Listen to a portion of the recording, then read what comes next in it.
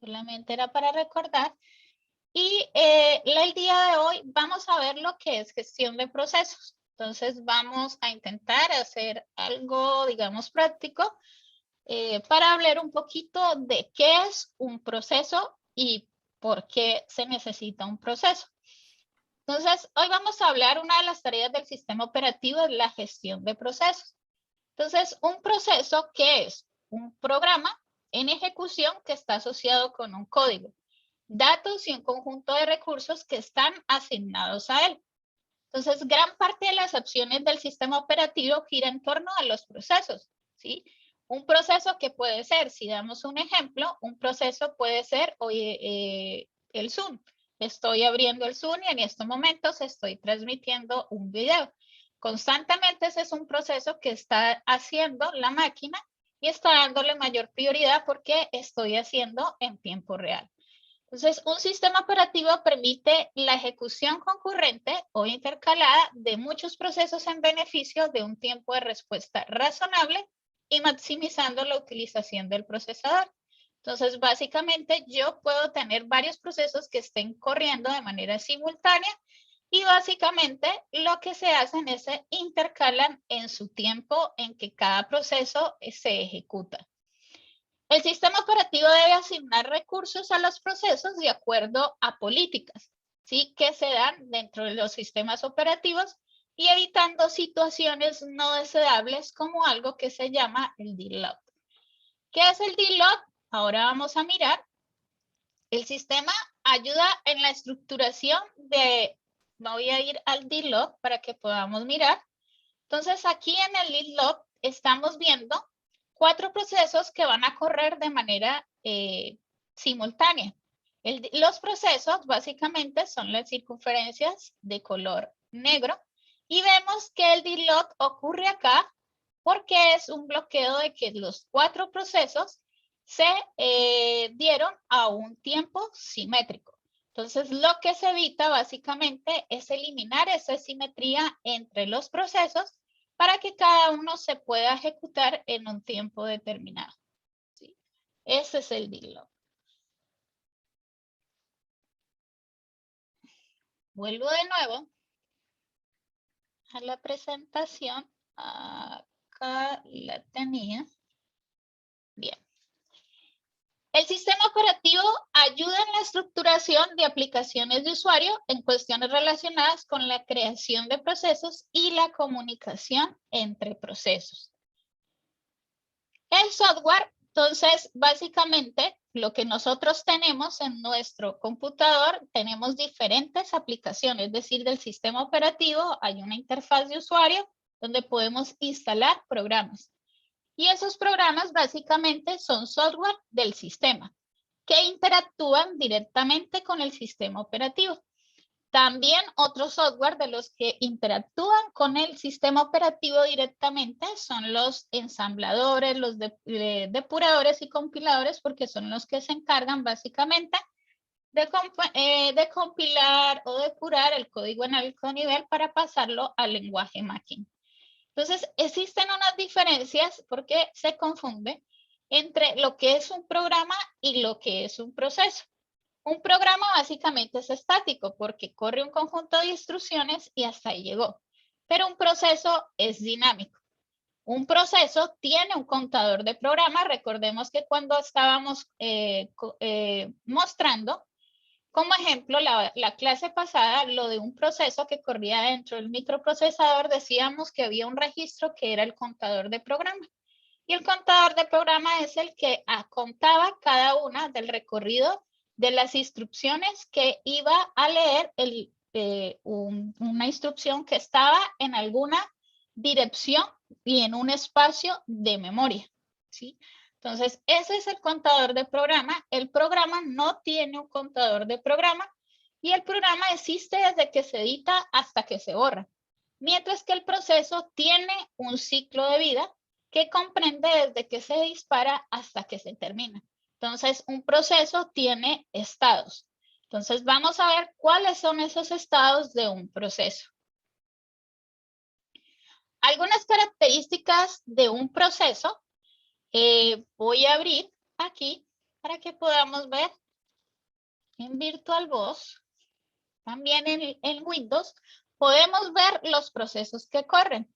¿Cuáles son esos procesos que corren? En Windows nosotros tenemos algo que se llama gráficamente el administrador de tareas. Entonces, en el administrador de tareas de Windows, normalmente nosotros vemos los procesos. Voy a abrir VirtualBox para mostrar esta y ahorita abro Parallels, que es otra máquina virtual, para poderles mostrar en Windows. Entonces vamos a abrir Ubuntu acá. No vamos a programar, es para mostrarles gráficamente cómo podemos visualizar esos procesos.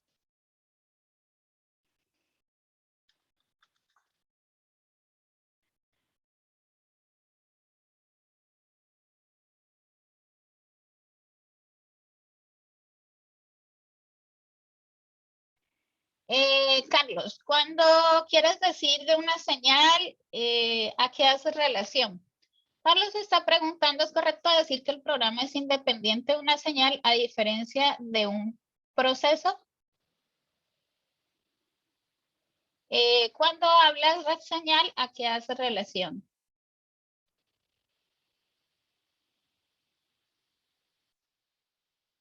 Sí, sí, básicamente es independiente. Obviamente se está corriendo un programa, pero ese programa, digamos, tiene su inicio y su fin. Sí, digamos, el programa internamente, digamos, tiene un proceso. ¿Cuál es ese proceso? Se inicia el programa. ¿Cuál es ese proceso? Que puede ser, se termina y ese termina es, se cierra la aplicación de ese programa.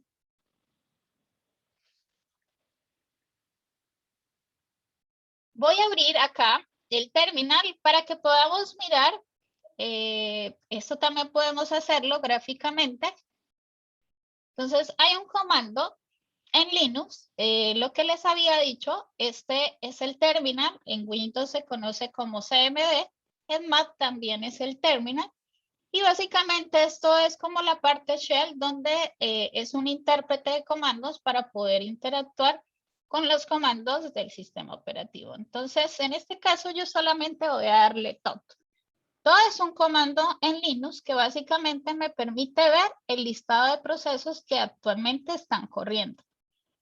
Entonces, aquí yo veo todos los procesos que están corriendo. ¿Cuáles son los procesos? Todos estos que vemos en una lista. ¿Sí? Entonces, básicamente, voy a ir acá, estos procesos que van corriendo, ¿sí? Todos estos son procesos que van corriendo. Entonces, voy a ir acá a la presentación, ¿sí? Entonces, básicamente, nos está dando información acerca de los procesos. ¿Qué información nos puede dar acerca de los procesos? ¿Qué es el TOT? El TOT es un comando en Linux que nos permite monitorear los procesos que actualmente se encuentran.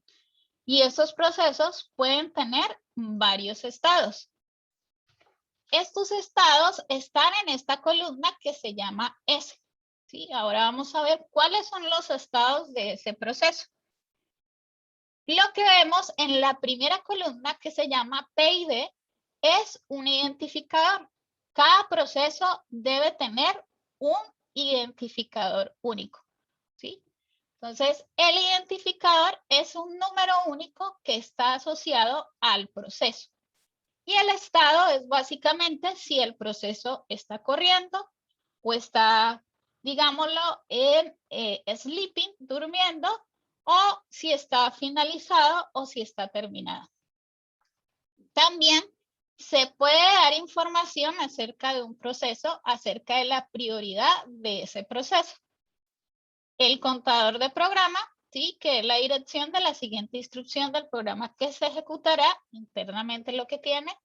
Punteros de memoria, que incluye los punteros al código de programa y los datos asociados. Datos del contexto. Información del estado de entrada y salida, que son peticiones o entradas o salida pendientes o dispositivos de entrada y salida que se han asignado. E información de auditoría. Esta información de auditoría se refiere, por ejemplo, a la cantidad de tiempo que requiere, ¿sí?, de procesador para ejecutar ese proceso, el tiempo de reloj que utiliza, o límites de tiempo o el número de registros que utiliza para ejecutar ese proceso. Entonces, volvemos acá. Esta información que nosotros vemos acá, como les decía, esta básicamente lo que va a hacer es una parte de monitoreo.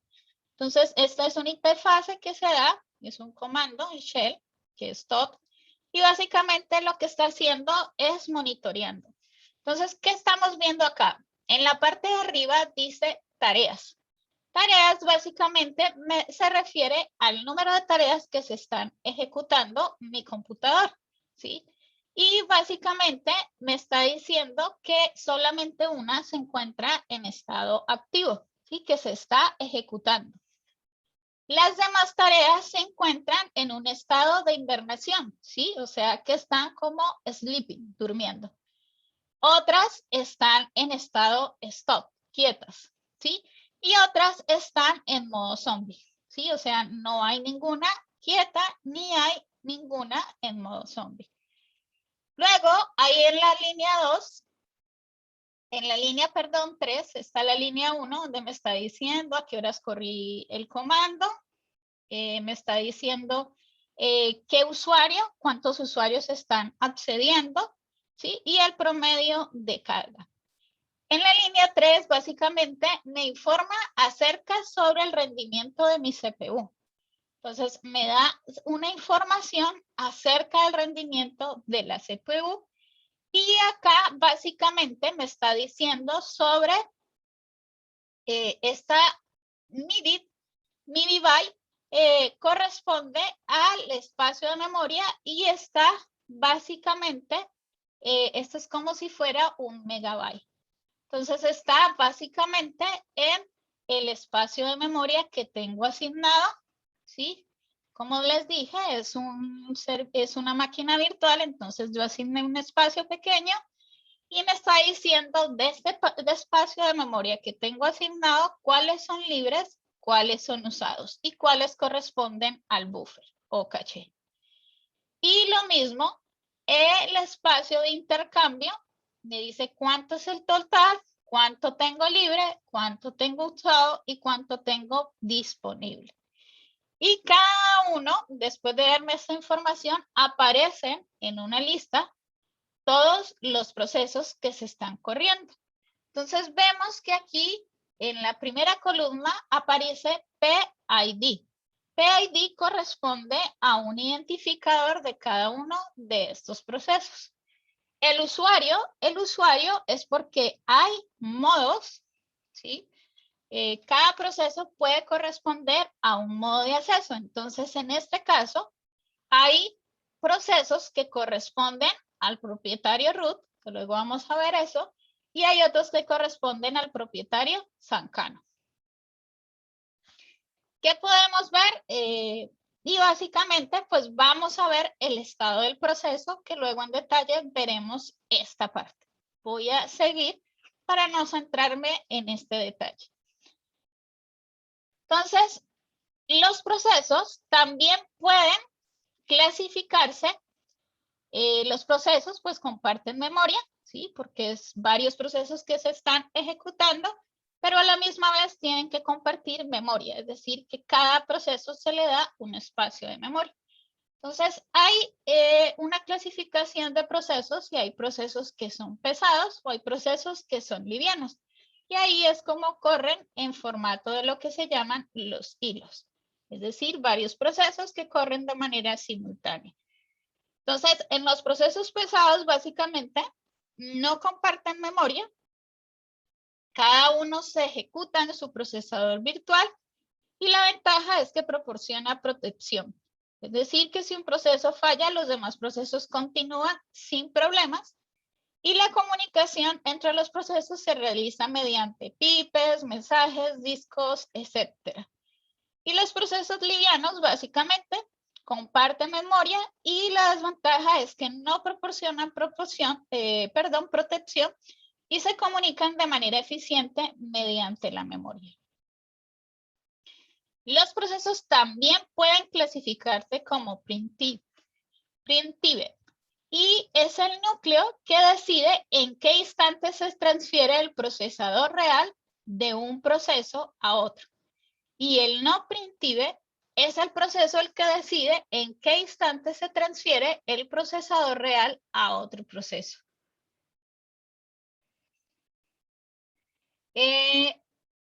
Sí, así es. A la pregunta que hizo Carlos. Bien.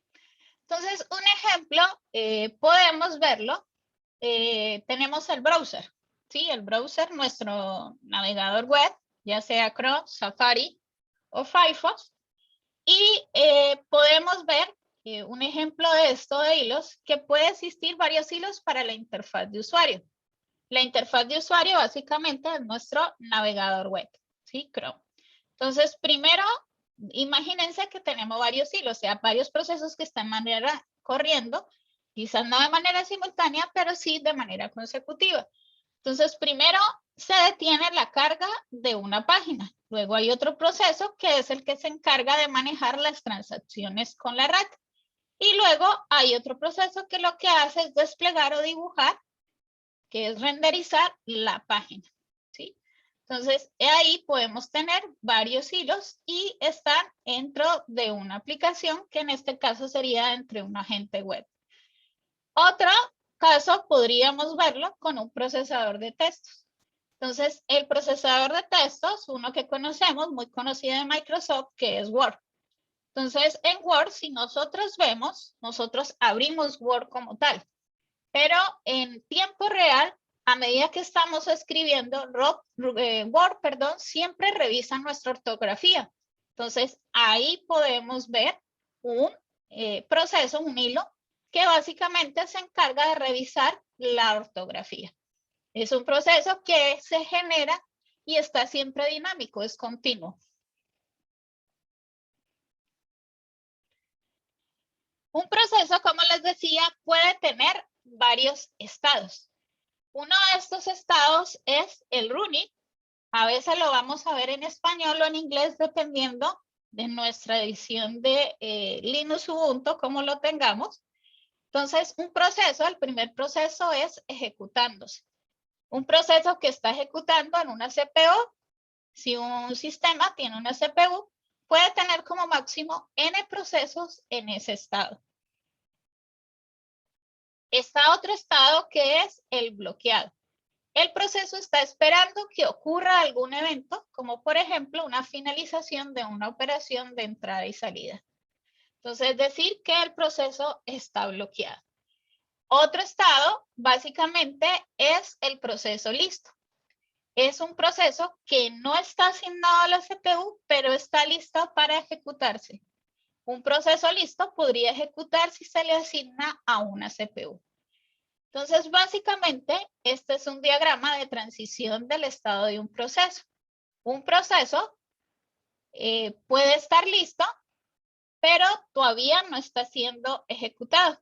Entonces, puede luego pasar de espera a pasar a ejecutado. Y una vez que ejecutado, puede finalizar o quizás no finalice, sino que puede volver a retornar a estar en espera y en espera puede volver a estar ejecutado. Entonces, si ustedes ven, aquí hay un proceso nuevo. De este proceso nuevo yo puedo pasar a un estado que se llama ejecutando o puedo pasar a un estado que se llama en espera. Y el ejecutando puede volver a retornar a un estado en espera. Entonces, no necesariamente el ejecutado puede terminar de una. Puede saltar a un estado en espera y en el estado en espera básicamente ya vuelve a retornar a alguno de los estados. Los procesos básicamente funcionan o son una cola de tipo lista FIFO. Entonces, un estado de un proceso, aquí vemos, aquí tenemos un nuevo proceso. Ya, digamos, se tiene un proceso, está listo para ejecutarse, solamente está esperando que se active. Entonces, solamente está listo.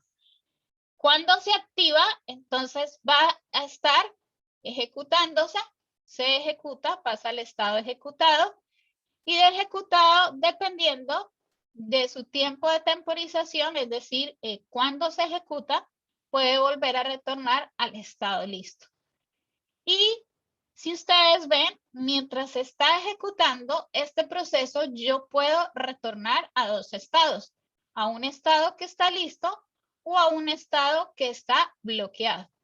Y cuando está bloqueado es porque se está ocurriendo un evento y debo esperar que ese evento termine para volver a estar listo y volver a ejecutarse.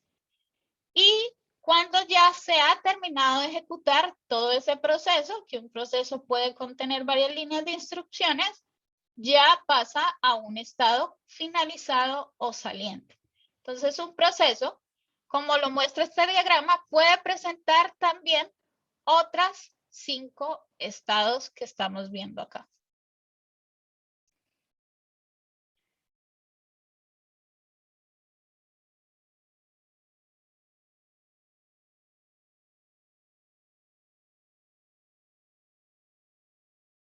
Entonces acá vamos a ver bloques de control. Entonces en esta parte de bloques de control, vamos a ver, este es un ejemplo de cómo los procesos, acá tenemos una ejecución de procesos. Entonces acá tenemos en este gráfico un proceso A, un proceso B y un proceso C. Cada proceso se encuentra dentro de un espacio de memoria. ¿Sí? Está este proceso A, se encuentra desde la 5000 hasta, digamos, la 8000. Y en la 8000 empieza el proceso B y en la 12000 empieza el proceso C. Está el contador de programa que, como decíamos, el contador de programa básicamente lo que va a hacer es incrementando para ir leyendo cada una de estas instrucciones. Este es un activador. Este activador básicamente, todos ustedes los procesos se encuentran en la memoria principal, si están viendo. Entonces, el activador básicamente lo que va a hacer es como un disparador. Va a decir qué proceso se va a ejecutar o qué proceso se va a disparar. Entonces, vemos acá unas trazas y las trazas básicamente están diciendo, por ejemplo, la traza en la parte A, traza del proceso A. Entonces, la traza del proceso A lo que está mostrando es una línea de instrucciones. Entonces, está desde las 5000 a las 5011 se ejecutaron todas estas líneas de instrucciones del proceso A, pero el proceso A se quedó quieto. ¿Sí? Paró, digamos, dio un stop, no terminó de ejecutarse y luego pasó a el proceso B.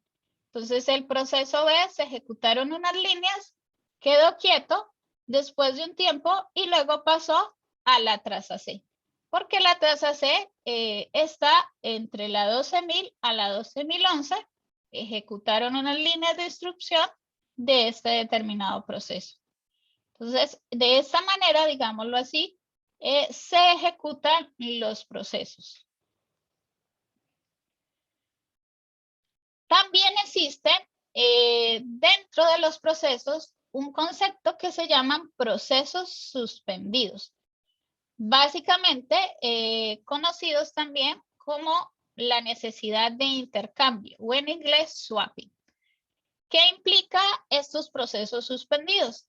Básicamente implica mover parte o todo el proceso en la memoria principal al disco para de esta manera liberar espacio en la memoria principal.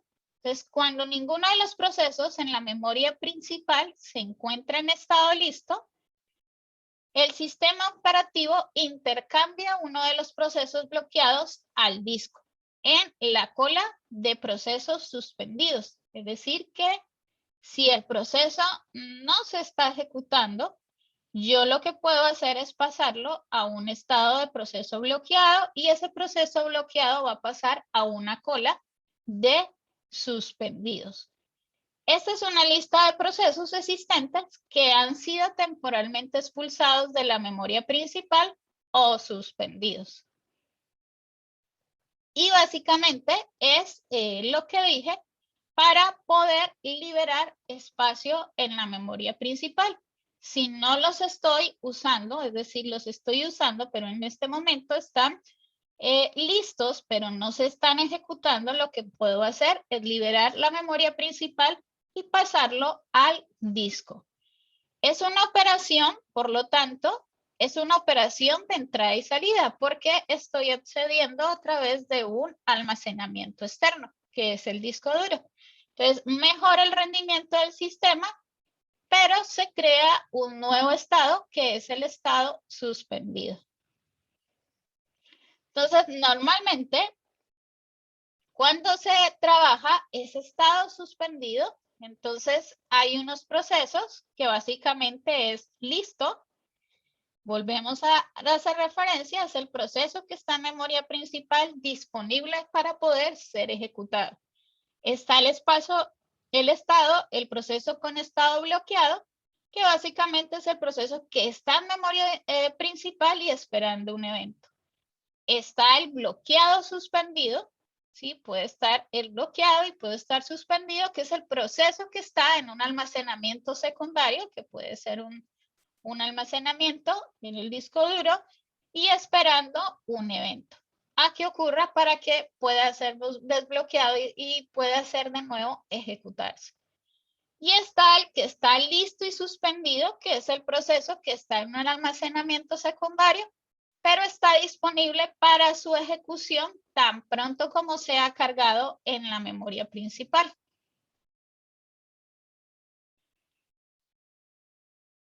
Solo se pasa en la RAM. Es decir, si el proceso, habrán procesos en el disco duro, pero estos procesos van a estar en modo suspendido.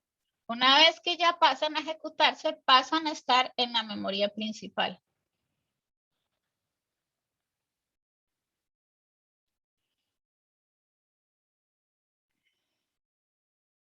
Bien.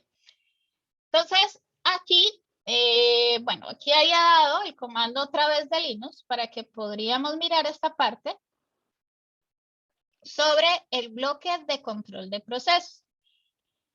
Un proceso básicamente nos da información, como había dicho, acerca del uso de la CPU, de la memoria y los procesos en ejecución en tiempo. Entonces, básicamente en Linux, un proceso también puede ser como una tarea, ¿sí? Entonces, nosotros en Windows también podemos verlo. Voy a abrir aquí para que podamos mirar esta parte de Windows, donde ustedes lo pueden ver.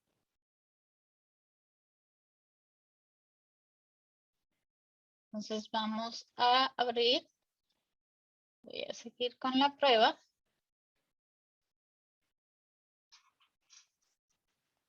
Entonces aquí yo tengo una opción de administrador de tareas. Entonces yo tengo aquí Windows y yo tengo algo que se llama el administrador de tareas. El administrador de tareas es lo mismo que los procesos que se están ejecutando. Entonces, si nosotros vemos la vista de Windows en el administrador de tarea, es totalmente diferente. Aquí estamos viendo los procesos que están en segundo plano. ¿Qué vemos? Vemos el porcentaje de consumo de la CPU, la memoria, el disco y lo que es red. Podemos mirar, y estos son procesos, ¿sí? Entonces, básicamente me está diciendo que la aplicación que en ese instante se está ejecutando es básicamente el administrador de tareas, que es el que yo abrí el computador. Y entonces básicamente me está diciendo qué porcentaje está utilizando el recurso la CPU y la memoria que está asignando para que se ejecute este proceso. Aquí hay otro campo, vamos a ver qué dice, y me está diciendo cuál es la tendencia de consumo de energía, ¿sí? Entonces, la tendencia de consumo de energía, cuando ustedes ven que está muy sobrecargado el computador, o sea que muchos procesos o algunos procesos están consumiendo mucha memoria, a la misma vez el consumo de energía se sube. ¿Cómo lo ven ustedes cuando ustedes ven que se prenden o escuchan que se prenden los ventiladores internos de nuestro computador? ¿Sí? Entonces, básicamente es porque necesita comenzar a enfriar porque se ha cargado mucho el esfuerzo que está haciendo la CPU. Entonces, ahí es cuando funciona el sistema operativo con la parte de hardware. Estos son los procesos que se están corriendo en segundo plano, pero que son procesos que están básicamente sleeping, quietos. Entonces, aquí ustedes pueden ver información, el historial de las aplicaciones, inicio, usuarios, etc. Entonces, aquí están viendo los diferentes estados del proceso. Entonces, vemos que este sí lo muestra, pues en español para que puedan ver. Entonces, ahí me está diciendo el ID del proceso. Entonces, cada proceso tiene un ID y tiene un estado. Entonces, hay un estado y está en estado de ejecución. Pero también me está diciendo quién es el propietario de este proceso. Entonces, ustedes ven que a veces dice Sandra Cano, otros dicen System, que básicamente corresponde al sistema. Sí, entonces vamos a ver que también van a haber procesos que pueden ser, que corresponden a diferentes tipos de usuario. Sí, entonces esta es una forma. Yo también puedo finalizar un proceso. Entonces, ustedes usualmente, este es un proceso que se está corriendo y ustedes pueden decirle finalizar tarea, ¿sí? Eso también se puede hacer en Linux y básicamente eso se hace con un comando que luego vamos a ver los comandos, se llama kill. Y básicamente es como, por eso se dice en informática que es como si matara un proceso, ¿sí? O finalizara por la palabra kill. Entonces, kill en Linux es para finalizar un proceso. En este caso, nosotros lo hacemos con una interfaz gráfica. También podemos acceder al terminal de Windows, perdón, y acá simplemente le decimos CMD. ¿Sí? Y acá se conoce como el símbolo del sistema. No son los mismos comandos. Si nosotros le damos stop, vamos a ver que este tipo de comando, que este es nuestro shell en Windows, no es el mismo intérprete de comandos que utiliza Linux. Bien, voy a cerrar esta parte porque consume demasiada memoria tener los dos. Entonces, cada proceso vemos que representa en el sistema operativo mediante una estructura de datos. Entonces, llamada bloque control de proceso. ¿Por qué? Porque a cada proceso está asociado una información que nosotros vimos. Y esta información básicamente es el estado del proceso, el contador del programa, registros de CPU, información de planificación de CPU, información de gestión de memoria, información contable, información de estado de entrada y salida. Los procesos, básicamente, como habíamos dicho, se crean y también tienen la funcionalidad de terminarse los procesos o finalizarse. Entonces, en los distintos sistemas operativos han desarrollado diferentes formas para crear procesos, ¿sí? Porque cada sistema operativo, digamos, es propio en su diseño, pero tienen los mismos conceptos. Entonces, en el sistema operativo tipo Unix, un proceso crea a otro a través de un llamado al sistema, ¿sí? Entonces, se llama al sistema y el sistema va a crear un proceso que se llama el proceso padre. Y ese proceso padre es el que crea un proceso que se llama el proceso hijo. Entonces, el creador es el proceso padre y el creado es el proceso hijo. El proceso hijo podría crear otros. generándose una estructura de árbol con vértice en el padre. Y básicamente se forma como una estructura jerárquica. ¿Cómo podemos mirar eso? Voy a entrar de nuevo para que podamos mirar esto. Aquí en Linux, voy a darle escape o le hago control Z y ya me salgo del monitoreo. Vamos a darle este comando que es el psstreet y básicamente este me va a mostrar el árbol de los procesos. Un segundo, corro esto acá. Bien. Entonces aquí me está diciendo, si ustedes ven en el árbol de procesos, entonces hay un proceso padre que es el system, que este va a desligar otros procesos hijos y este proceso hijo también a su vez va a correr otros procesos hijos, que este ya sería el proceso padre. Entonces ahí podemos ver esta parte. ¿Sí? Es una estructura de un árbol y básicamente esos son los procesos que podemos ver en los sistemas Linux o con sistema tipo Unix.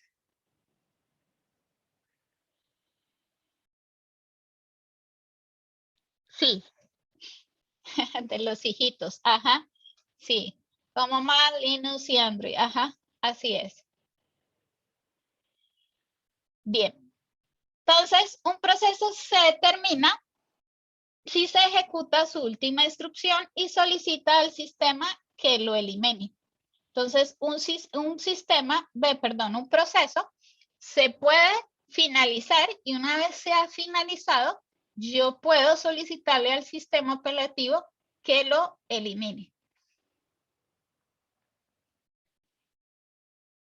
Hay otro término que también se va a ver mucho y es el for. El for en español significa bifurcar o bifurcación. Y básicamente, este es el que permite al proceso padre comunicarse fácilmente con su proceso hijo o sus procesos hijos. En algunos sistemas se produce la terminación en cascada. Es decir, que cuando se termina un padre, deben terminar todos los hijos. No en todos los sistemas se produce. También se puede tener un control sobre el proceso. Como les decía, existen diferentes modos para acceder a un proceso. Y estos modos son usuario y kernel. Entonces, básicamente, esto es lo que vimos cuando en el administrador de tareas en Windows o con el comando tot vimos la lista o el monitoreo de procesos. Vimos diferentes tipos de usuario, unos que decían Sandra Cano, otros decían System, mientras que en el Linux decía root. Entonces existen diferentes modos. Uno es el usuario, que es propio del usuario, y otro es propio del sistema. Entonces, ¿esto para qué lo hace? Como medio de protección, porque son procesos con básicamente que pertenecen al sistema y para tener un control de ellos. También entonces los modos de ejecución, ¿por qué se crean? Se crean a la necesidad de proteger las estructuras de los datos del sistema operativo ante los programas de usuario. Y el modo kernel, que el modo kernel, el root, es el root, el usuario con nombre root o el system que aparecía en Windows, se tiene con el control completo del procesador, las instrucciones, los registros y memoria. Entonces, básicamente son políticas de seguridad y básicamente este es el que tiene las funciones de privilegio de poder controlar esas, digámoslo así, procesos. Son propios del sistema. Un proceso, cuando se crea un proceso? Cuando se crea un proceso, se asigna un PID, que básicamente es un ID único. Entonces significa agregar una entrada a una tabla de procesos. La tabla nosotros la vimos con el comando dot, donde vimos varias columnas con información. Y esta tabla tiene información que la vimos mucho más arriba, que es información acerca del proceso. Entonces se asigna luego un espacio al proceso. Entonces esa asignación de espacio depende del programa, los datos que se vayan a manejar, del stack, de PCB, que es la información que se va a tener sobre el proceso, los enlaces para espacios de direcciones compartidas. Entonces, en ese espacio del proceso es toda esta información que se va a tener acerca del proceso. Se setea lo que es el PCB, que básicamente es una estructura que vimos que es una lista tipo FIFO. Se tiene el PID y el PPID se setea lo que es el contador de programa, los punteros del stack de la cola, el estado de proceso y la prioridad. Cada proceso tiene una prioridad. Los enlaces, se crean los enlaces que están relacionados con el planificador. Este es otro término que se llama el scheduling. El planificador es porque yo puedo, y eso se da mucho en los servidores web. Cuando nosotros, o en los servidores, cuando nosotros tenemos un servidor, nosotros podemos crear un proceso. ¿Y ese proceso qué es? Hay algo que se llama el planificador de tareas. Proceso es también llamado una tarea, son tareas que hace el computador. Entonces, ese planificador de tareas, básicamente, yo puedo decirle o puedo programar un planificador de tareas, decirle que todos los lunes a las 8 de la mañana me ejecute un script. Y ese script puede estar en PHP, que es un lenguaje de programación. Ese script puede estar en Shell, código Shell, que es el .sh, donde vamos a programar para desarrollar scripts con el sistema operativo, o puede ejecutar un script en cualquier sistema que vaya a hacer, y ese script puede ser simplemente como eliminar un conjunto de archivos, ¿sí? Que solamente lo que originan es basura, por decirlo eso, o generarme más espacio en memoria, o eliminar los logs que se dan en nuestro servidor. Entonces yo puedo tener un proceso y ese proceso básicamente se va a ejecutar unas determinadas horas. Entonces estos enlaces relacionados yo también los puedo hacer con el planificador. Puedo lo que es crear y ampliar estructuras de datos con el objeto de registrar información de accounting y o evaluación del rendimiento. Entonces, el planificador básicamente, como les dije, es un código que forma parte del núcleo del sistema operativo y entra en ejecución cada vez que se activa el sistema operativo, y su misión es seleccionar el proceso que se ha de ejecutar a continuación. Ese es el planificador, mientras que el activador, que es como un disparador, funciona de poner en ejecución el proceso seleccionado por el planificador. En el planificador, nosotros en Linux, luego lo vemos en detalle, lo voy a mencionar acá. De nuevo, volvemos a entrar.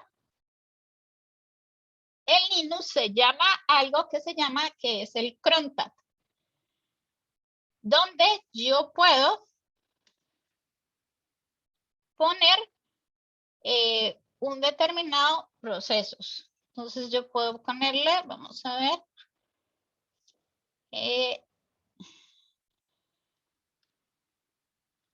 bueno, aquí entramos, voy a salir de acá. Vamos a ver si es el crontat. Crontat -L, ya se me olvidó.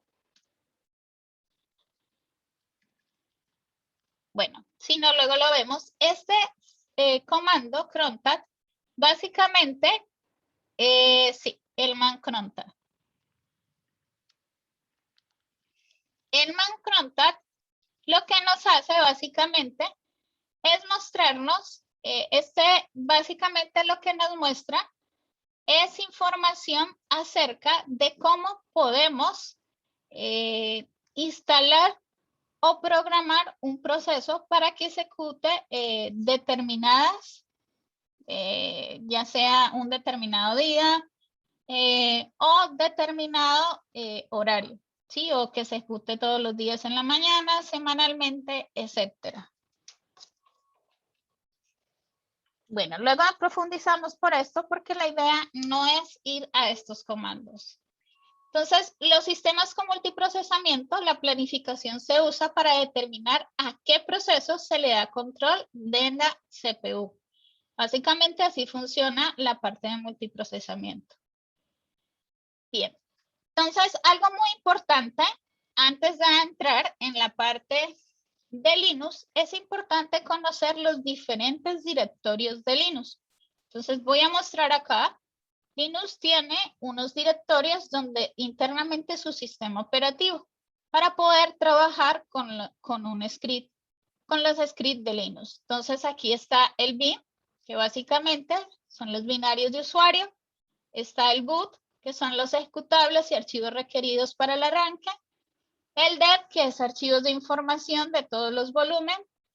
El etc, que básicamente son los archivos de configuración del sistema y de aplicaciones. En el home básicamente es el directorio personal y el id corresponde a bibliotecas necesarias para la ejecución de binarios. La media, que básicamente es un directorio de montaje de volúmenes extraíbles. El opt ficheros, el prox, básicamente el prox es un fichero de procesos.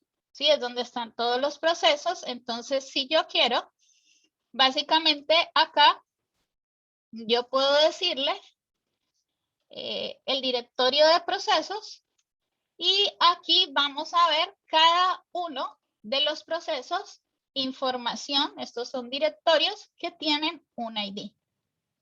Entonces, por ejemplo, aquí están, digamos, todos los procesos que se están, aquí me está diciendo permiso denegado porque no estoy entrando como tipo de usuario. En este caso yo debo entrar con el usuario root, ¿sí? Que es el que me permite acceso control a cada uno. Entonces, si vemos, hay información que se da dentro de cada proceso. ¿Sí? Luego vemos estos comandos. Y el root básicamente es el directorio personal que es el de superusuario. ¿Sí? Es para poder acceder a través de sudo, ¿sí? Luego miramos esa parte. Aquí hay otros directorios, que son los directorios SBIN, binarios del sistema, SRV, que son archivos relativos a servidores web, FTP, etcétera. El sys, que básicamente son archivos virtuales con información de eventos del sistema. El temporal, que son archivos temporales. Usualmente cuando es servidor suele, digamos, en los temporales cargar lo que es un sistema de logs. De si quiero saber, digamos, monitoreo de lo que hizo mi servidor, las entradas y salidas. El USR, que son archivos de programas y aplicaciones instaladas, y el var, que son archivos de variables, logs y mails de los usuarios del sistema. Entonces, esta es otra forma que quitaría del scheduling o el planificador para poder acceder al cron. Entonces, él se encuentra dentro del directorio etc, que el directorio etc, recordemos, son archivos de configuración del sistema y aplicaciones. Entonces, puedo entrar al directorio etc y ls básicamente vamos a ver qué es para realizar una búsqueda muy simple, seleccionar. Entonces, en este caso, vamos a decirle, voy con ss, puedo ir a los directorios. Entonces, voy a decirle /etc. Luego vemos en la clase ya unos comandos de Linux. Entonces, voy a darle cron y asterisco para que me busque todo lo que contiene con las palabras que inicia con cron. Entonces aquí vemos el cron time y vemos que hay unos procesos que se corren diariamente. Pueden haber unos procesos que se corren a cada hora o procesos que se corren mes a mes o semana a semana. ¿Sí? Entonces también yo puedo crear un archivo para configurar nuevos procesos de que se corren. Ese sería por ese lado. Esta parte dejémosla para la siguiente clase, donde vamos a mencionar cómo este es un ejemplo de for y solamente está en lenguaje C. Entonces acá yo simplemente hice, voy a ir acá.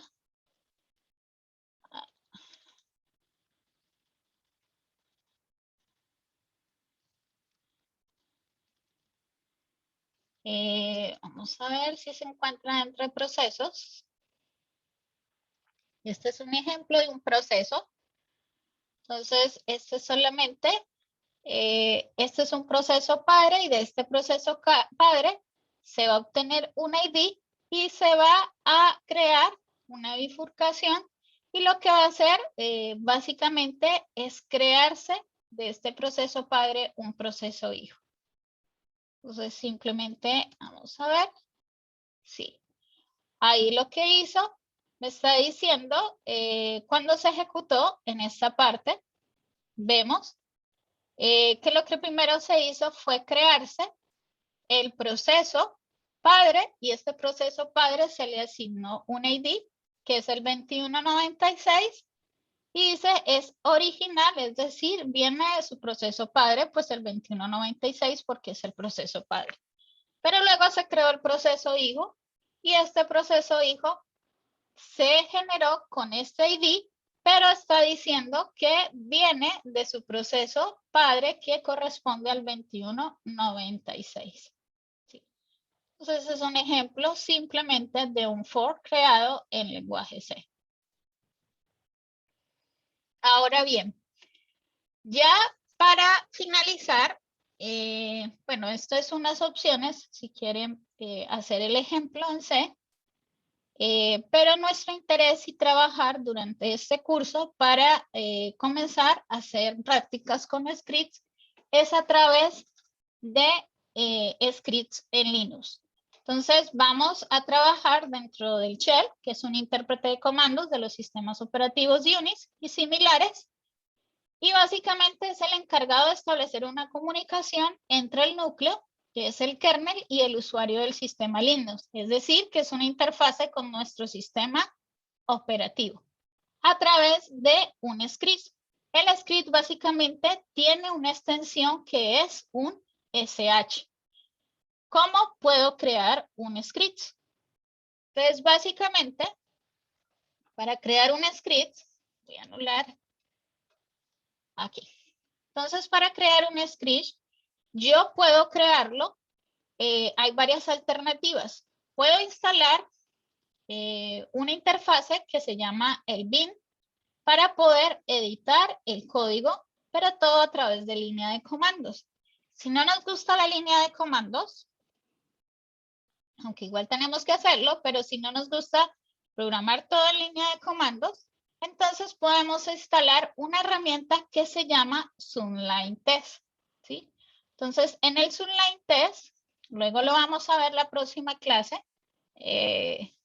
yo puedo tener o instalar ya cierta información que me facilite para poder crear un script mucho más fácil. Por ejemplo, yo voy a crear aquí uno nuevo y voy a crear acá un snippet y en el snippet voy a decirle, vamos a ver si lo reconoce. Puedo crear algunos paquetes, puedo instalar algunos paquetes que me sean ya autocomplete, perdón, la información. Entonces vamos a decirle en este snippet, aquí. Voy a decirle numeral. Vamos a ver si lo reconoce.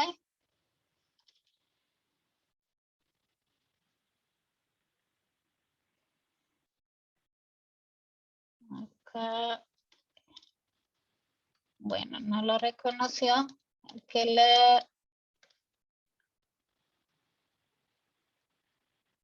No lo tengo instalado, pero puedo instalar paquetes acá en el install paquetes y puedo instalar paquetes que me puedan ayudar para la parte shell. ¿Sí? Entonces, en este caso, yo creé un ejemplo muy sencillo. Voy a cerrar esto. Para yo crear básicamente un script. El script siempre debe llevar en la primera línea número, admiración, el bin y el bash. El bin y el bash básicamente me está indicando cuál es el programa que va a interpretar los comandos del script. ¿Cuáles comandos? Los comandos que voy a colocar acá. Entonces, básicamente, sus sistemas operativos están desarrollados en lenguaje C. Entonces, se van a utilizar básicamente la sintaxis del lenguaje C. Entonces, el echo es uno que básicamente también se utiliza dentro del lenguaje PHP. Entonces, yo aquí solamente le dije el primer script, puedo colocarlo de esta manera, simplemente sin colocar esto. Puedo salvarlo, ¿sí? En este caso lo que me sale es porque estoy utilizando los comandos mat y los comandos mat son diferentes a Linux. Entonces voy a decirle solamente salvar. Entonces acá lo salvé y lo salvé como extensión .sh. Voy a abrir el terminal. Voy a mirar si lo tengo acá. Voy a ir a prueba, porque lo debo tener acá. Y acá tengo lo que es ejemplo sh. Entonces, simplemente para ejecutar el script, ¿sí? Primero debemos darles permisos al script y luego lo podemos ejecutar. En este caso yo ya tengo permisos. Luego la clase que viene vamos a ver un ejemplo. Entonces aquí yo solamente voy a decirle ejemplo. Aquí tengo que darle la extensión. Me dice cómo lo salvé. Ya me está diciendo que el permiso es denegado. Entonces voy a darle chmod 777 y voy a decirle este. Luego vemos los diferentes permisos. Este es un permiso general. Entonces ahora sí lo ejecuto.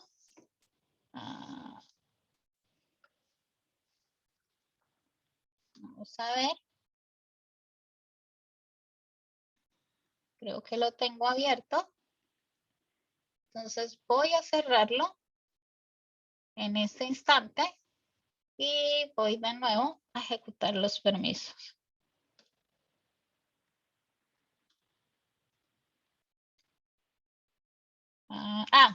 Perdón. ¿Por qué no me hace los permisos? Porque debo entrar en modo root.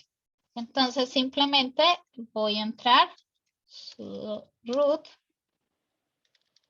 en la contraseña y voy a ejecutarlo. Voy a decirle sud. Bueno, ahí ya miramos.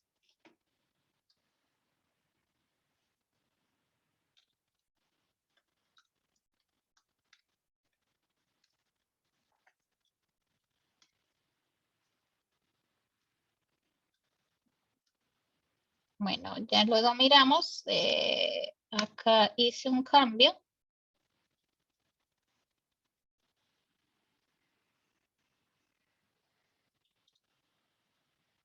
Acá en el chat me están preguntando.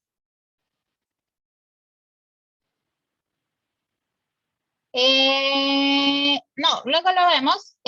Acá, bueno, es que el problema es como tengo bastantes cosas abiertas, Parallels me está generando muchos errores, digamos, también en la parte de la interfase de Math. Entonces, acá básicamente, luego vamos a ver, para ejecutar yo debo dar unos permisos. Aquí, por ejemplo, yo estoy dando unos permisos a ejemplo. Luego de ejecutar esos permisos, ya lo que debo hacer es básicamente correr el script. Y el script básicamente se corre de esta manera, ¿sí? Algunos Linux, vamos a ver, que los reciben de esta manera, pero en este caso mi intérprete debo colocar la extensión. Entonces ahí me dice que el permiso está denegado, es porque yo debo darle permisos a ese archivo. En este caso, perdón, en este caso, yo le di permisos, pero voy a decirle, voy a cambiarle por chmod. Vamos a darle, si no, pues ya lo vemos en la siguiente clase. La idea no era mostrar esta parte todavía. Y acá, básicamente, lo que hacemos es, está diciendo el intérprete es erróneo, ¿sí? Y me está diciendo que el permiso está denegado, ¿sí? Luego vamos a ver esta parte de los permisos y esta parte de los permisos está ligado básicamente con los dos tipos de usuario, que vimos que el superusuario en Linux es el root y mi otro usuario es Sancano, que es el que vimos cuando se estaban corriendo los procesos. Entonces, para que este script se pueda ejecutar, debo darle, debo modificar los permisos de un archivo. Sí, que sea lectura o escritura. Luego vamos a saber esa parte en detalle. Sí, esta luego la vemos en detalle porque acá básicamente tengo Parallels y tengo VirtualBox y me están originando ambos por fuera un problema de error. Entonces luego vemos esta parte en la siguiente clase. Necesito, por favor, vuelvo otra vez a reiterar que dentro, voy a suspender la grabación, pero por favor,